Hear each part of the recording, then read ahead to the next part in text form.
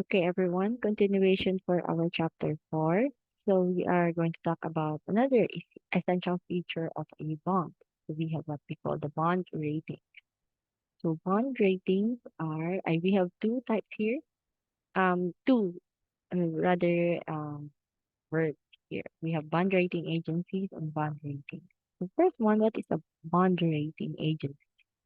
So these are institutions that perform extensive financial analysis on companies issuing bonds to assess the credit risk associated with a particular bond issue. So these um, agencies, okay, they do financial analysis. They rate our bonds. Okay, if it's premium, if it is class A, B, C, and D, so on and so forth. So they need to assess many things in order to help the company issue the bond itself. So we have these examples like Moody's, Standard and Poor's, Fitch. Well, for bond ratings, these are letter grades that rating agencies give to new bond issues, corresponding to a certain level of credit risk. Okay. They have many factors to rate a bond. Let's say this bond is class A. Given nga, tsada kay siya o credit risk, probably low credit risk, tsada ang iyang value, market value over time, and so on and so forth. So that is the letter grading class A, B, C, and D. And these are issued by these rating agencies. So how does rating work? So a firm's financial strength and stability are very important in determining the appropriate risk. So the more established the company, okay, the more mas dako yung rate. As I said, tanan bond, tanan investment kay inyong gina-issue kay mo reflect sa company na inyong gipalitan og bond or stock. Okay? The more strength or the more market share, mas dako ang iyang scope, yung market value, the more stable it is. Probably mas dagko ug mas tsada ang mga grading, mga classes sa inyong bonds coming from that company or firm. So generally, higher ratings are associated with more profitable companies, especially companies that rely less on debt as a form of financing. So the lesser kaninga company, so mag-background check yun ka dapat no. Dapat gamay ra ilang utang, dili sila daghan og utang, dapat stable sila, so sila income are more liquid. So, dali lang kayo i-convert ang ilahang mga assets into cash. Let's say, for example, nag-invest ka sa ila, dali ito di mo mabawi. Have stronger cash flow. Dinagko, og dinaghan ang ilahang cash flow, especially inflows. Okay, inflows sa cash. So, that means, dako like market share, booming ang ilang business, progress. So have no trouble servicing their debt in a prompt and timely fashion. So these companies, again, dali ra kay sila mabayad. Silang mga utang, no doubt. So very secure, very established, and so on and so forth. So that is some things na gina-consider sa ato ang bond rating agencies. Unsang background sa company nga nag-issuean. So we also have investment grade bonds.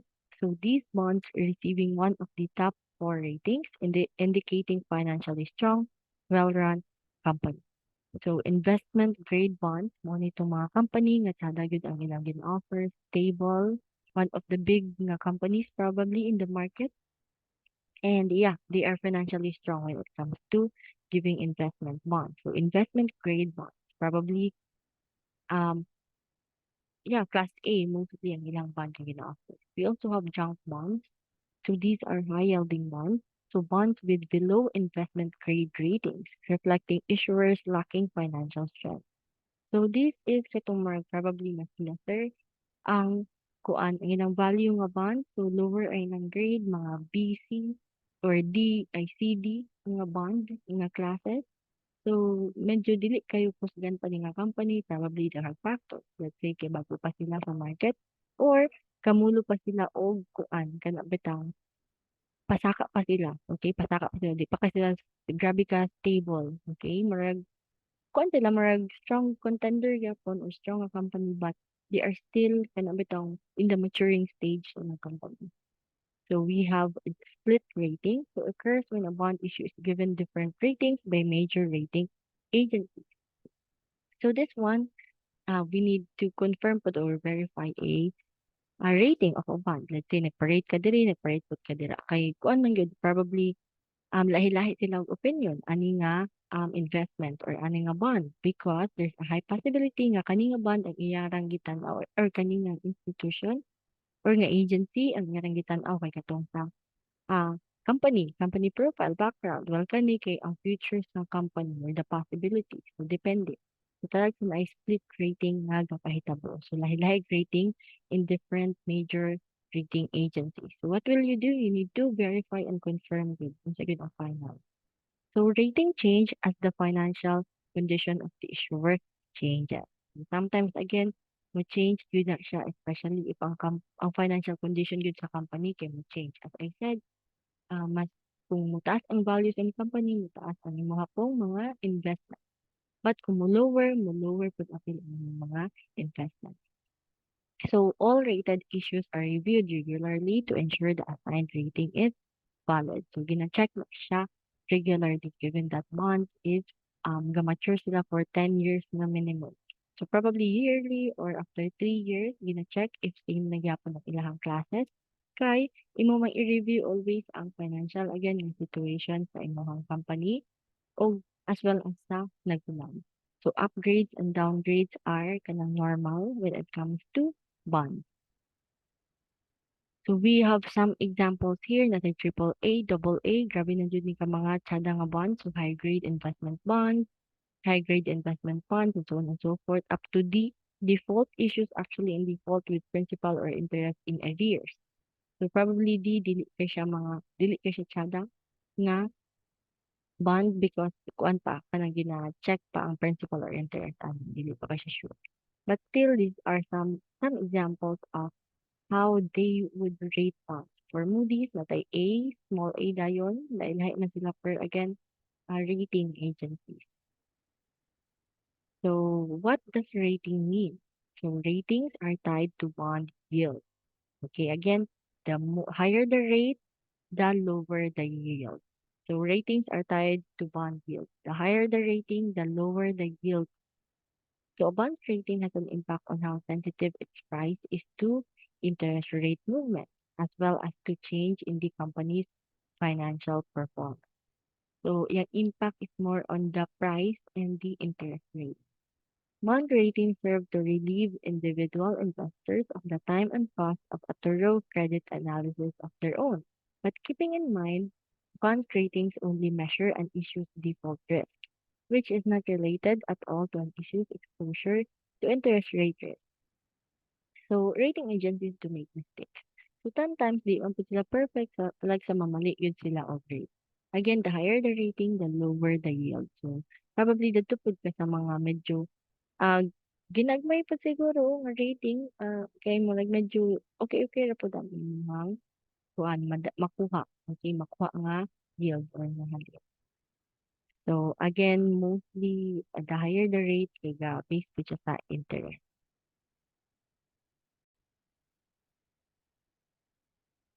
Okay, so that's it for some essential features. So the next topic would be the market for debt securities. So we are already done with um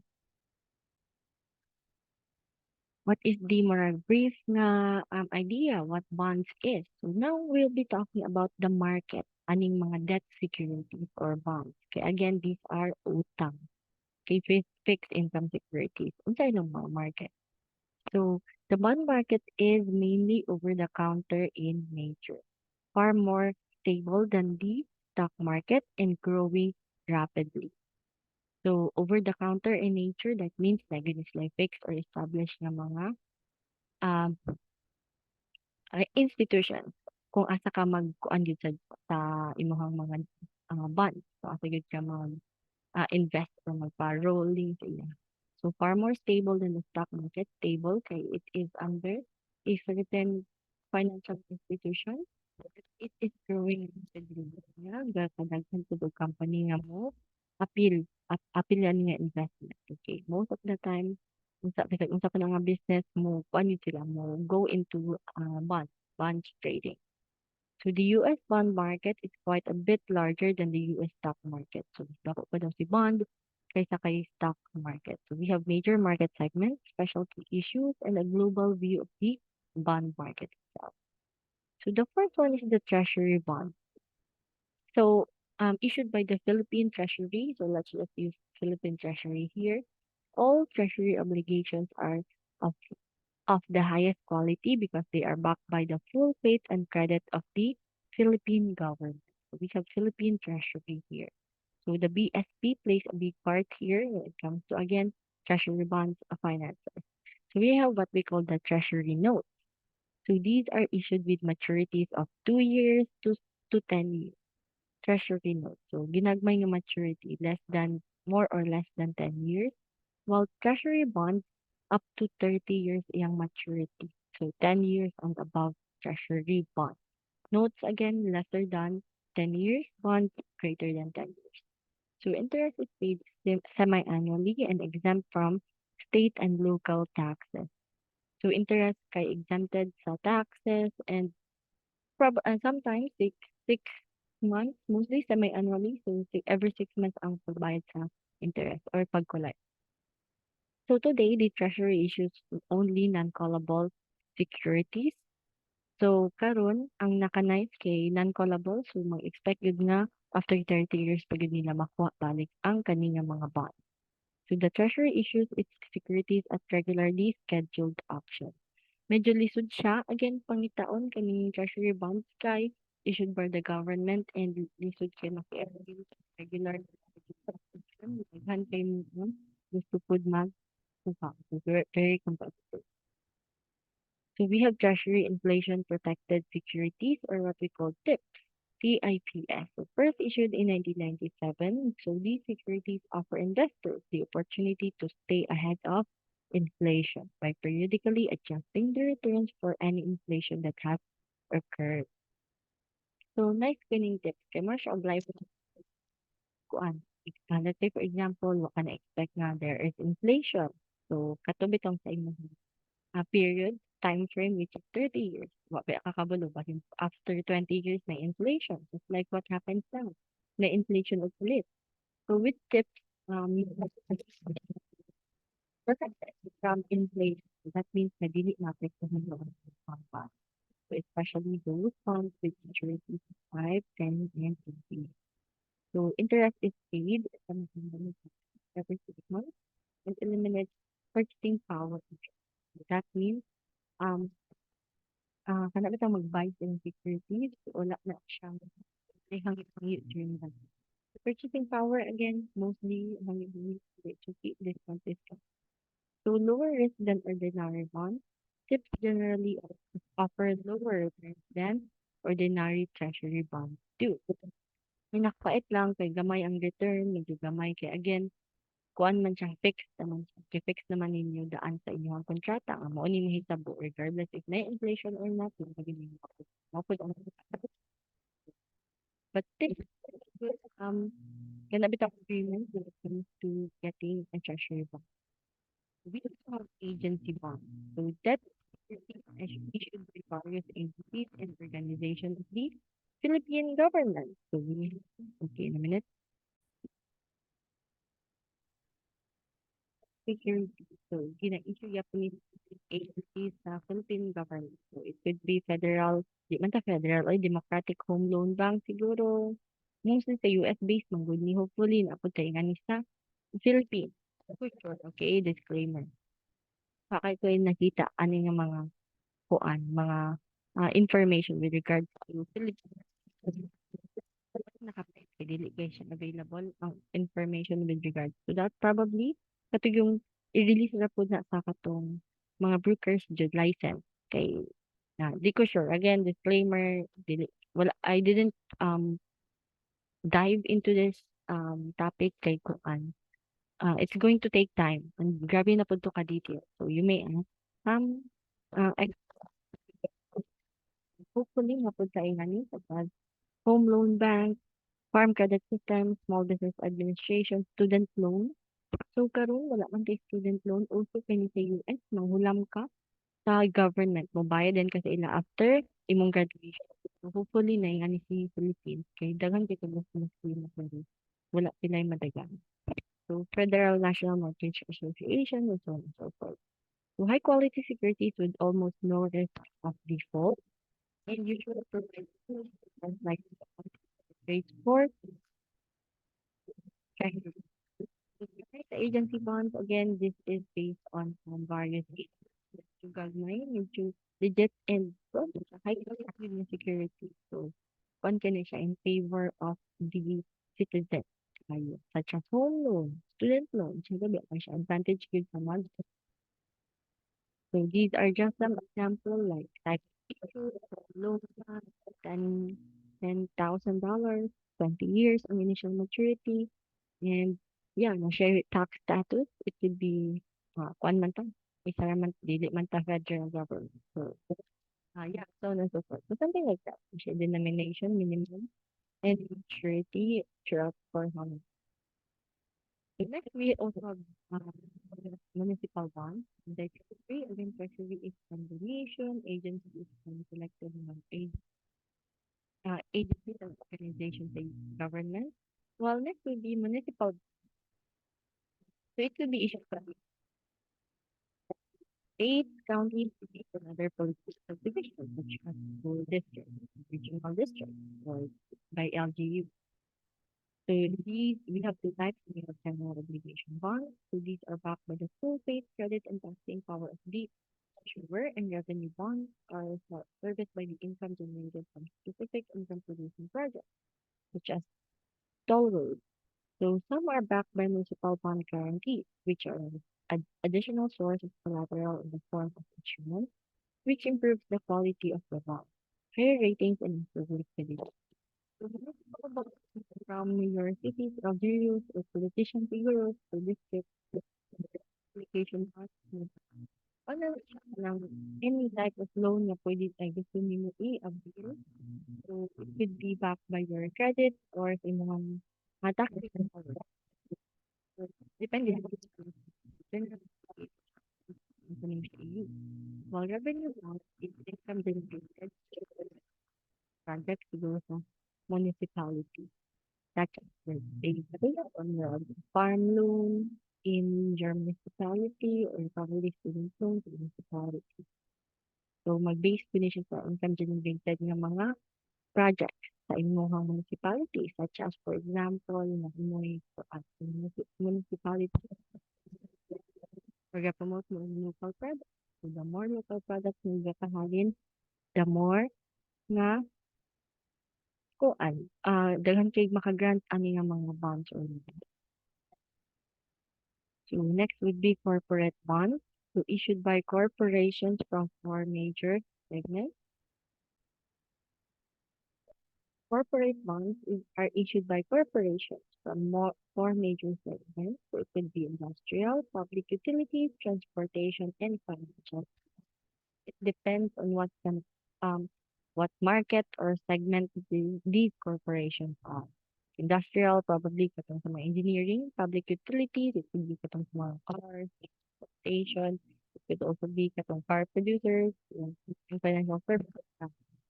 A wide variety of bond quality and bond types are available. Different type of loan within the bill. So loan or debt debt lang din yung sila yung gina-focus namin. As I said, this is we'll be talking about the market. Utang. So popular with individuals because of the steady, predictable income they provide. So mostly, usually in cooperatives, in so and so forth. So equipment transfer certificates, special corporate issues, security issued by railroad, airline, or transportation companies. Collateral for these issues. So equipment transfer certificates, mostly these are the sakyanan, like let's say mga 10-wheelers, farm equipment, mostly ang issue man gud nito. So we need to have equipment transfer certificate in good as collateral, okay? In these companies, so corporate, so that's it for the major market segments. So that's it for the market debt for security. Yan, alam siya po. I'll be talking about the next topic in the next episode. Thank you, and goodbye, everyone. If you have questions, please message